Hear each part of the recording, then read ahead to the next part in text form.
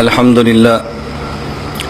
لله وحده لا شريك له والصلاة والسلام على من لا نبي بعد اما بعد فاعوذ بالله من الشيطان الرجيم بسم الله الرحمن الرحيم اليوم اكملت لكم دينكم واتممت عليكم نعمتي ورضيت لكم الاسلام دينا اللهم صل على محمد وعلى آل محمد كما صليت على إبراهيم وعلى آل إبراهيم إنك حميد مجيد اللهم بارك على محمد وعلى آل محمد كما باركت على إبراهيم وعلى آل إبراهيم إنك حميد مجيد۔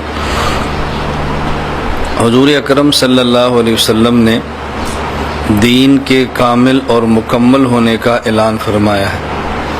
قیامت تک کے لیے جو احکام انسانوں کو چاہیے حضور اکرم صلی اللہ علیہ وسلم کے واسطہ سے اللہ رب العزت نے امت کو عطا فرما دی ہے۔ ان میں سے بعض احکام ایسے ہیں جو قرآن کریم اور احادیث مبارکہ میں بالکل واضح ہیں، اور بعض احکام ایسے ہیں جو قرآن کریم اور احادیث کے تحت ہیں، اس کے نیچے ہیں، عام بندے کو نظر نہیں آتے اور فقہا اور مجتہدین نکال کر امت کے سامنے پیش کرتے ہیں، لیکن یہ بات طے شدہ ہے کہ سارے احکام امت کو عطا فرما دی ہے۔ ہمارا خوشی کا یا غمی کا کوئی ایسا موقع نہیں کہ جس کے بارے میں واضح ہدایات موجود نہ ہوں، اور یہ ہمارے دین اسلام کی خوبی ہے۔ اس کے علاوہ کسی دین کے اندر جو ادیان گزشتہ تھے یہ خوبی آج آپ کو نظر نہیں آئی، تو حضور اکرم صلی اللہ علیہ وسلم کا دین دین آخر بھی ہے، اور آپ صلی اللہ علیہ وسلم کا دیا ہوا دین یہ دین کامل بھی ہے۔ ہماری اپنی کوتاہی یہ ہے کہ ہم بسا اوقات دینی ہدایات علماء سے لینے کی بجائے از خود بسا اوقات بغیر کسی راہبر کے مطالعہ کرتے ہیں اور نقصان کے اندر مبتلا ہو جاتے ہیں۔ اگر آدمی ہدایات لینے کے لیے اہل علم سے رابطہ کرے تو پھر گمراہ نہیں ہوتا، اور اگر یہ خدشہ پیش آ بھی جائے تو کسی اہل علم سے پوچھ لے تو آدمی کو فوراً رہنمائی مل جاتی ہے۔ اس وقت آپ حضرات کے سامنے 2-3 باتیں میں نے عرض کرنی ہے۔ اللہ رب العزت ہمیں سمجھنے کی توفیق عطا فرمائے، اور سمجھ آئے تو اس کے مطابق عمل کرنے کی توفیق عطا فرمائے۔ شریعت نے بعض مہینوں پر فضیلت دی ہے، جو کہ سال ہمارا 12 مہینوں کا ہے۔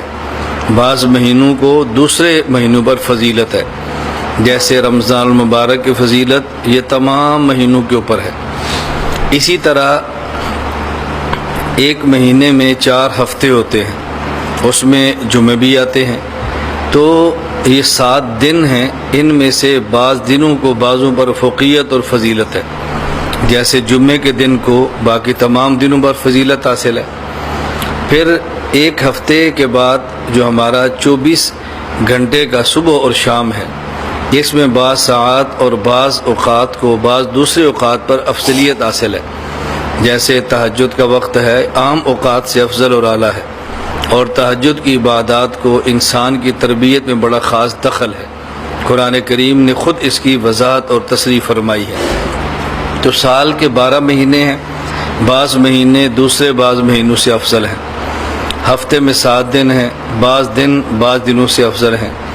ایک دن اور رات میں 24 گھنٹے ہیں، اس میں بعض اوقات بعض اوقات سے افضل ہیں، لیکن بعض اوقات کو دوسرے بعض اوقات سے افضل کہنا یہ ہمارے اختیار میں نہیں ہے۔